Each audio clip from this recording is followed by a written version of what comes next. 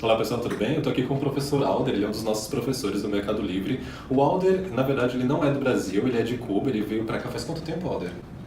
Já há 2 anos e meio que estou aqui no Brasil. 2 anos e meio. E a gente convidou o Alder para conversar um pouquinho sobre como é esse processo de morar num país diferente, porque muitos dos nossos alunos aprendem um novo idioma justamente para sair do Brasil e morar em um outro país, e às vezes passa por algumas dificuldades, tem uma coisa ou outra que você vai aprender só quando você chega lá. Então, Alder, conta um pouquinho pra gente como foi quando você veio de Cuba pra cá, como é que foi no começo, as dificuldades ou o que você gostou quando você veio morar aqui. Bom, quando eu cheguei aqui, a principal coisa que eu achei assim que ia ser difícil de conviver com ela era a violência, né? Todo mundo fala fora do Brasil, fala que a violência no país é muito grande, que tem muita violência e tal. Mas, assim, quando eu cheguei com essa ideia, eu fui também vendo como era o comportamento dos brasileiros e mais ou menos que a gente acostuma também. Eu levo, como falei, 2 anos e meio morando aqui no Brasil e até hoje não aconteceu nada de ruim, nem tive nenhum problema com violência, então tranquilo, né? Eh, Aí acho que também um pouco quem vem de um país pequeno como o meu, que é Cuba, a quantidade de gente, né, que é uma cidade enorme com muitas pessoas e aí você acha se acha meio que perdido, mas também acostuma com isso. E a língua também foi um problema. No meu caso não foi tão grave, mas às vezes é um problema que atrapalha, né? Porque se você não conhece a língua, quando você chega num país que fala uma língua diferente, você vai ouvir tudo nessa língua. E se não tem um mínimo de ideia de que eles estão falando, você se perde. Você estudou português antes de vir? Estudei português lá em Cuba, eu fiz na faculdade, eu estudei português, 2 anos, depois trabalhei também como professor de português, então mais ou menos tinha um conhecimento da língua, mas na hora de falar era um pouco difícil porque não estava acostumado com o ritmo da língua, com o sotaque e tal, né?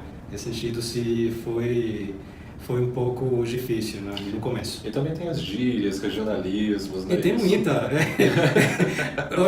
Hoje em dia, assim, eu conheço muitas gírias e tal, mas às vezes vem alguém com uma gíria e aí fico perdido, falo, gente, o que tá falando?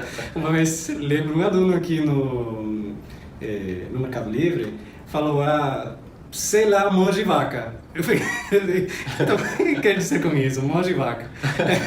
Eu falei, mas a vaca não tem mão. Ele falou, não, é assim, explicou. Eu falei, bom, então, mas tem muita gíria, assim, é difícil com as gírias. E culturalmente, o que você achou da cultura aqui do país? Da cultura, assim, bom, Cuba, a gente em Cuba a gente é bastante aberta, né? Aqui em São Paulo, o que chamou a atenção é que as pessoas vivem o dia a dia muito assim, muito na deles, né? Não é tão aberto, eles não são tão abertos assim. Não, você com os vizinhos, por exemplo, no prédio onde eu moro, praticamente não conheço nenhum vizinho. Em Cuba não é assim, em Cuba eu falava com todo mundo. E essa coisa de viver seu canto, no seu cantinho, foi bem difícil, né? Culturalmente também, não sei, talvez na parte da comida, que quem não está acostumado com essa mistura, por exemplo, mistura de africano com, sei lá, como europeu, asiático e tal, que é a mistura que tem no Brasil, tem um monte. Quem não está acostumado com isso, para eles é difícil. Mas o bom para mim também era que em Cuba a gente tem isso. Mistura de europeu com africano, asiático, enfim. E os ingredientes das comidas são praticamente os mesmos lá em Cuba e aqui no Brasil.